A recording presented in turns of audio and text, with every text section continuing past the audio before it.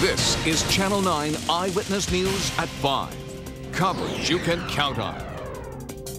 Today, a neighborhood in Osceola County turned into a war zone riddled with bullets. It was like boom, boom, boom, boom, boom. Police say a teenager armed with 2 high-powered assault rifles opened fire in a neighborhood, injuring 2 police officers before shooting himself.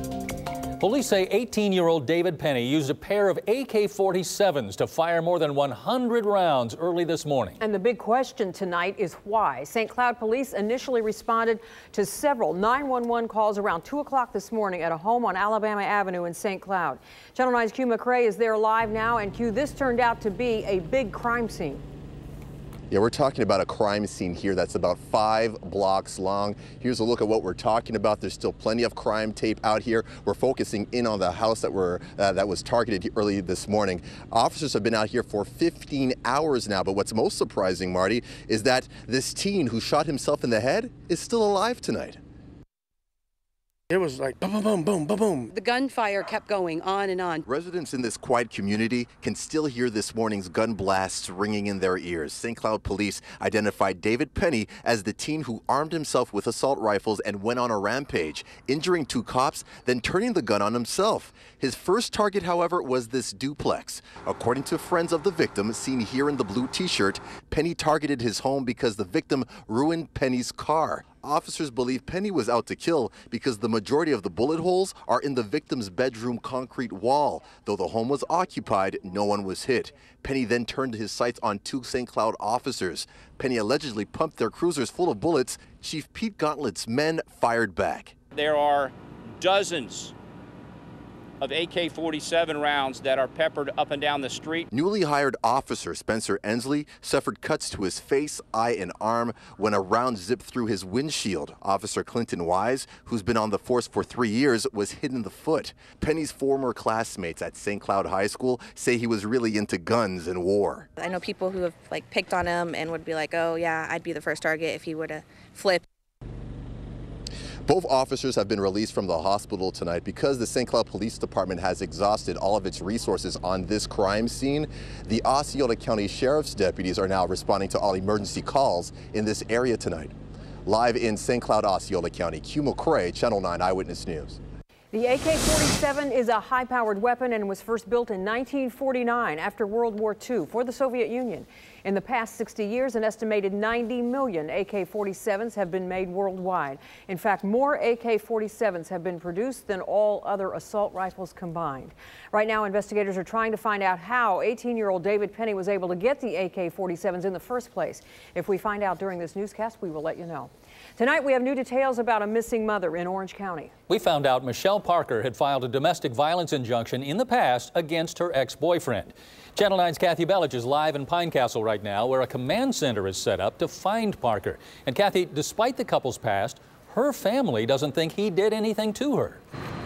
That's right. Michelle Parker's mother does not believe he has anything to do with her disappearance. You see that the volunteers are still here planning to search overnight. Orlando police say there is no suspect at this time, but records show Parker accused her ex of violence and child support issues.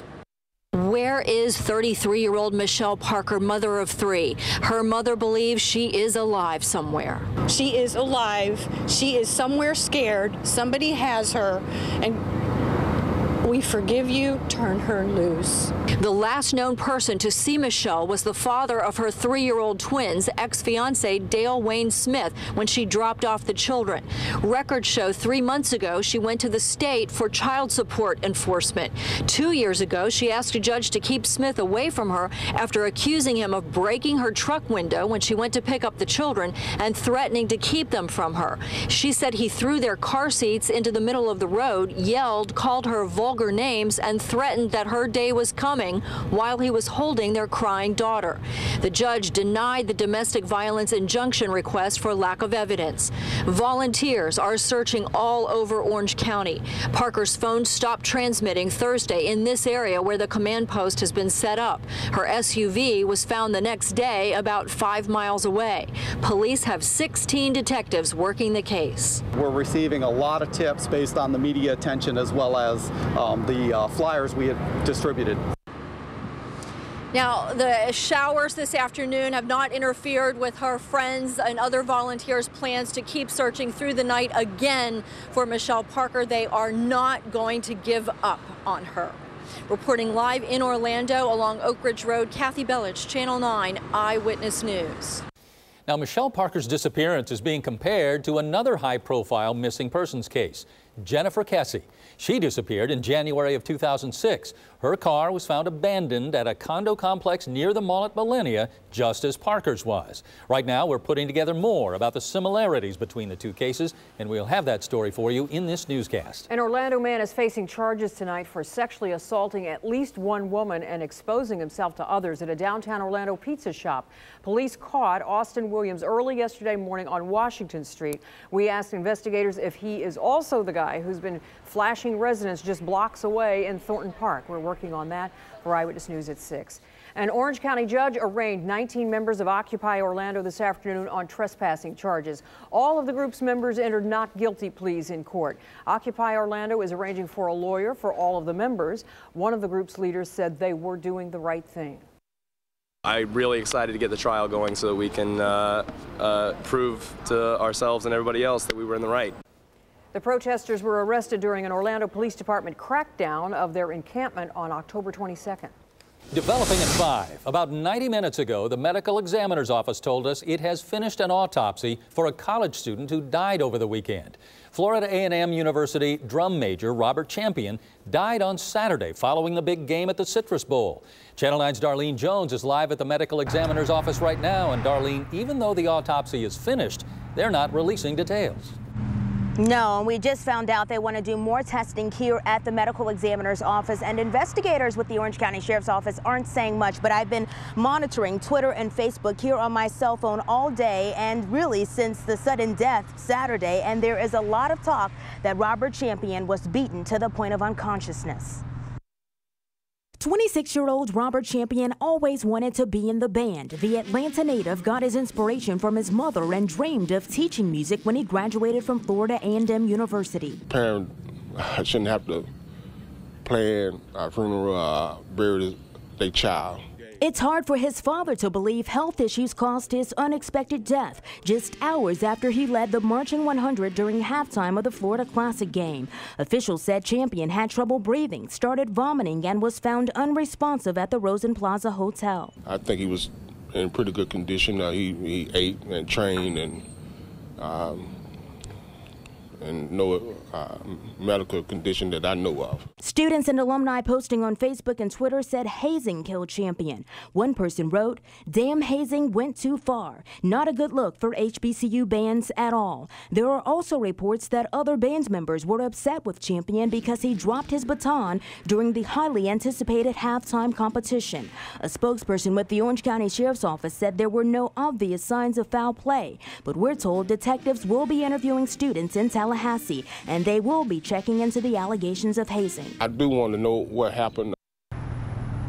A spokesperson for FAMU told me today there are no plans for an internal investigation. They are relying on the Orange County Sheriff's Office. There is a vigil for Champion on campus planned for tomorrow night, but we're being told by our news partners in Tallahassee that some students don't want the band there, which is something that would normally happen in situations like this. Reporting live in Orlando, Darlene Jones, Channel 9 Eyewitness News. Thanks, Darlene. This week, we could find out if a judge will permanently seal the autopsy results for Pastor Zachary Timms. The popular pastor and founder of New Destiny Christian Center in Apopka was found dead in his New York hotel room in August with a powder substance in his pocket. Tim's mother asked a judge to issue a temporary restraining order, which prevented the medical examiner from releasing the cause of death. Covering Volusia County tonight, deputies are looking for a Deltona man they say stabbed his parents and then took off. 28-year-old Thomas Fay attacked his mother and father, Teresa and Thomas Fay, in their home on Hyder Avenue yesterday. As of last night, they were in stable condition at the Halifax Medical Center. The Nemours Children's Hospital won't open its doors to the public until next year. But today, we got a first look inside. The new hospital is located in Orlando's emerging medical city in Lake Nona. Channel 9's Melanie Holt is there live right now. And Mel, this hospital will help kids from all over Central Florida. It will. We also learned it will employ 500 physicians, nurses, and support staff in what's fast becoming a medical city. Channel 9 was invited inside for a first look at the new $380 million Nemours Children's Hospital in Lake Nona. It was designed with the direct input of parents like Lori Paul, whose son Max is a Nemours patient. My child is seen every 3 months. Max has cystic fibrosis, a condition that makes it difficult to break down and absorb food. It also means frequent doctor's visits. By next fall, that will happen inside a Nemours clinic on this 60-acre property. Should Max have to be admitted, one of the hospital's 95 rooms will be steps away. The rooms are larger than many hotel suites. This one is 385 square feet. The corners on a lot of the furniture have been rounded. Here near the daybed. There's also added storage space and doors wide enough to accommodate diagnostic equipment. The construction was funded through loans and an endowment from the Alfred I. DuPont Trust. And Nemours is about to become part of a larger medical city, which includes the VA hospital, the UCF College of Medicine, the Sanford Burnham Institute, and a UF research facility. If it weren't for Medical City, we would not be able to recruit the world-class physicians that we've been able to recruit. They include an expert in neuromuscular diseases and a physician and researcher of arthritis in children. It's a gift to this community. It's a gift to the kids and families and ultimately all of us that live here in the greater Orlando area. I've been told that construction is about 70 to 75% complete. There still needs to be some trim, some paint, some electrical work that all needs to be completed. And we have been invited back here to Nemours Children's Hospital for its October 2012 opening. We're live here in Lake Nona. Mel Holtz, Channel 9, Eyewitness News. And what an impact it's going to have. The construction phase for the new Nemours Children's Hospital alone will have created more than 5,000 jobs, $166 million in wages, and $700 million in economic activity. Tonight, police are investigating a major timeshare fraud case in Volusia County. Coming up, how a woman convinced people to give her thousands for a condo she didn't even own. Plus, construction workers made a major discovery in an Orange County dumpster today. Next, the huge amount of personal information they found and how it got there. I'm tracking more showers and a few heavy downpours right now. What to expect overnight coming up. Instead of trash, today a group of construction workers found thousands of pages of personal information in an Orange County dumpster. That dumpster was located at a construction site off Central Florida Parkway near SeaWorld. Channel 9's Mary Wynn is there live tonight. And Mary, all of that information was from a travel agency that recently went out of business. That's correct. Thousands of paperwork here was found in this dumpster with people's personal information.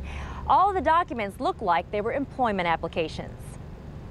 Go Relax Travel Incorporated closed in August of 2010, but thousands of documents the company had in its possession were found by Epic Electric worker Rick Bowers. We come out and I said, we couldn't believe that all this stuff has got everybody's personal information and everything on it. We just couldn't believe it, so we called the sheriff. A deputy took the report, but the sheriff's office said it's not a crime to dump documents with personal information in the trash. The Economic Crimes Unit said there's nothing it can do. Even so, Bowers was horrified the company did not shred the documents and left these people open to being victimized. Everything, Social Security cards, driver's licenses, credit card numbers, everything. Anything you wanted, if you were a thief, if you wanted to steal somebody's ID. In June of 2010, we investigated this company and found the company ran ads on radio stations to play a contest and win a prize. The prize was a free trip that ended up costing hundreds of dollars to actually travel. Victims called us and said the company refused to make refunds. We tried to track the business owners down, but they were nowhere to be found. According to the Better Business Bureau, Go Relax Travel received 382 complaints and had an F rating. The state also said it had been under investigation and then later closed. This is a flyer from Go Relax Travel Incorporated. We tried to get a hold of some of those victims, but the numbers were either disconnected or we got a wrong number. All of the applications were in Spanish. Live in Orlando, Mary Wynn, Channel 9 Eyewitness News. Covering your money, there's mixed news today about Florida's real estate market. New numbers show existing home sales jumped 13% last month from the same time last year, but the median sales price fell 4% to $131,000. That's on track with the rest of the country. Sales would have been higher, but stricter credit requirements forced 1 in 3 contracts to be canceled. A California-based company that allowed people to buy Powerball tickets online has pulled out of Florida. LottoGopher.com stopped doing business in the state over the weekend. Customers who paid a fee would select their numbers on a website. Then a company employee would buy the tickets for them. But Florida said it is illegal to charge for redeeming a winning ticket. Covering news where you live, county by county tonight. In Orange County, former Casey Anthony prosecutor Jeff Ashton will start signing his new book at the downtown Orlando Library in about 45 minutes. Ashton's book, Imperfect Justice, Prosecuting Casey Anthony, went on sale for $27 a copy last week. In Brevard County, investigators hope this surveillance video will help them locate a crook who grabbed a purse with a gun inside from a woman's shopping cart. Here you see two women in the produce section at the Walmart on Palm Bay Road last night. Then a woman walks by the cart, snatches the purse, and casually walks away. And in Volusia County, if you plan to go to some of Central Florida's beaches this Thanksgiving holiday, lifeguards want you to be careful of dangerous water conditions. This is a look at Daytona Beach from our tower cam this afternoon. Dangerous rip currents are expected along Florida's entire east coast, and those rough waters could stick around all week. And surprising to think about beach weather over Thanksgiving, but it's warm. Nice. Yeah, we're thankful for some nice weather. You know, it was 83 today, so we're going to be unseasonably warm. I think Wednesday probably your best beach day, because Thursday, Thanksgiving Day, it's going to be increasingly choppy. I'm thinking about turkey, Miss Marty. All right, you're thinking about turkey. Right now we've got clouds and some showers and a weak trough of low pressure. Just a little wave of energy, if you will, has moved on shore to our south, and the northern tip of this trough is just moving through the southern sections of Central Florida. That's why we've had some shower activity earlier today, mainly from Orlando south. Right now, live Doppler 9 HD showing just a couple of hit or miss thunderstorm. Well, no thunderstorms, but heavy downpours along the turnpike, moving from the east to the west, including a couple of showers near Valkyria. This is all moving slowly on shore, but the bulk of this rainfall will stay over the warmer Atlantic waters. As we cool down tonight to the 60s, water's still in the 70s over here. So usually storms like to stay where it is the warmest so they can sustain their structure. Now, as far as the rest of the evening, couple of showers in Lake County, few showers down to the south along that trough, and a little bit of rainfall sneaking into Brevard. Most of Orlando should stay dry the rest of the night. We picked up a little bit of rain today in Brevard County, 0.08 officially, and with high humidity tonight and decreasing cloud cover, we'll see a good chance for fog mainly across the western half of Central Florida overnight tonight. Temperatures eventually back down into the lower 60s, 63 Orlando, 59 to land, and the cooler 50s. A sure sign of a good prospect for fog overnight tonight to the west. Early warning future track picking up nicely on that little batch of rain in Brevard County and just offshore. A drier day for us tomorrow as that little trough will be gone, but by Wednesday afternoon and evening, look at that line of showers, maybe even a rumble of thunder in our northern counties. The last front we had, remember it came through early in the morning, we had some heavier storms up in Marion and Flagler County, then it broke up as it moved over Orlando. We'll get ready for take two of that. It looks like we will get a thin line of showers moving through Wednesday night through early Thanksgiving Day morning. And then as we head toward Thanksgiving Day, we get the onshore breeze, and it looks like it will be drying out and cooling down, feeling a bit more festive and more like the holiday season. There's your 5-day with the weekend in view. Rain chance about 20% for us overnight tonight, predominantly to the south and offshore of Brevard County. Highs tomorrow still in the 80s, still a warm day Wednesday. Then we cool things back down, and we'll take you county by county coming up in the next half hour. NASA's about to launch a new spacecraft powered by plutonium pellets. Coming up, the plan in place in case there's a possible radiation exposure during the launch. Plus, 9 investigates a huge waste of your money. I don't know specifically how it got into the budget. We asked why state lawmakers are spending millions for a questionable online calendar for farmers. Tonight, 9 investigates a controversial online farming calendar that's costing you millions. And some farmers say they don't even need it. So Channel 9's Vanessa Welch asked state leaders why they bought it. Like any good farmer, Orange County's Tom Carey knows when to water his plants. So when the state approved an $8 million farm calendar, he says we all got hosed. This is very wasteful spending. I just don't see this happening at this time while everything else is in so much chaos. The legislature committed $4 million just to building an online agriculture calendar. It's supposed to display soil and weather conditions in real time. So the state also approved another $4 million to test soil sensors across the state. That's $8 million to show professional farmers when to turn on their sprinklers. A lot of this sounds really unnecessary from the beginning. We already have a calendar for farmers. It's called the Almanac. It doesn't have real-time data, but much of what the state plans to put on this online calendar is already available online through the University of Florida. I don't know specifically how it got into the budget. The Department of Agriculture did not even ask for it. It showed up in my budget. The governor didn't request it. We didn't request it. Some lawmaker wrote it into a Senate budget bill, but we asked all 20 members of the Senate Budget Committee, and no one came forward. Well, I'm just curious who's selling this package. Like Deep Throat said, follow the money. The legislature didn't order just any farm calendar. It wrote a specific brand into the budget that only one company makes, Praxsoft out of Orlando. And we found 2 Praxsoft managers gave out $70,000 in state political donations just in the past 2 years. When we called their lobbyist, he told us he's the one who pushed the deal in Tallahassee. It's all too much for Tom Carey. Get some dirt under your fingernails. He says testing soil shouldn't cost a dime. Right now, this is looking pretty good and moist. Vanessa Welch, Channel 9 Eyewitness News. One Praxsoft executive gave $40,000 to the state Republican Party. Again, no one on the Senate Budget Committee fessed up to adding this into the budget. The senators said it also could have been added by the House in Conference Committee. On that point, Praxsoft managers also donated to 20 members of the House. Metro Plan Orlando accepted a $2.4 million grant today to study housing options around Sunrail stations. The regional director of the Department of Housing and Urban Development was there to present the money. The funds will be used to lay out plans not only for housing, but also for businesses that would support the 12 Sunrail stations between Volusia and Osceola counties. Things are heating up as Orange County commissioners prepare to vote on a new redistricting map. We can't accept less than what we already have. We need more. Next, the reason minority groups are fighting for representation. Then, a Volusia County woman is accused of selling timeshares that didn't even exist. Coming up, we found out how much money she may have stolen from the unsuspecting victims.